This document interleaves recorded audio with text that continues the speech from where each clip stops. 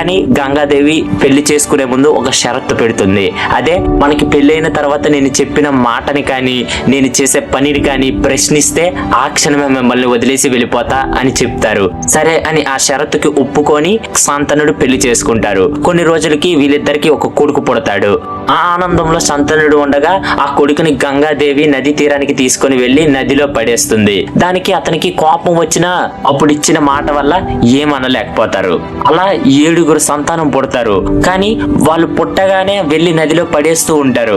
అయితే 8వ సంతానం కూడా పుట్టగానే తనను కూడా నదిలో పడేయటానికి సిద్ధమవుతుంది గంగాదేవి. ఇంకా తన కోపాన్ని ఆపుకోలేక నాకు వారసుడు కావాలి, నువ్వు మళ్ళీ ఇలా చేయటానికి వీలు లేదు గంగా అని చెప్పగానే గంగాదేవి మీరు నాకు ఇచ్చిన మాటను తప్పారు, నేను చేసిన పనిని ప్రశ్నించారు కాబట్టి నేను మిమ్మల్ని వదిలేసి వెళ్ళిపోతున్నా. కానీ వారసుడు అని అంటున్నారు కాబట్టి ఈ పిల్లాన్ని ఒక పెద్ద యోధుని చేసి మీకే మళ్ళీ తిరిగి ఇచ్చేస్తా అని చెప్పి అక్కడి నుంచి పిల్లాన్ని పట్టుకొని గంగాదేవి వెళ్ళిపోతుంది. ఫ్రెండ్స్, ఇక్కడ మీరు గంగాదేవి అలా ఎందుకు చేశారు అని అనుకుంటూ ఉంటే ఆ 8 మంది పిల్లలు ముందు జన్మలో వశిష్ఠుడి చేత శపించబడ్డారు. వచ్చే జన్మలో మనిషిలా పుట్టి మళ్ళీ మరణిస్తేనే వాళ్ళకి శాప విమోచనం కలుగుతుంది అని చెప్పారు.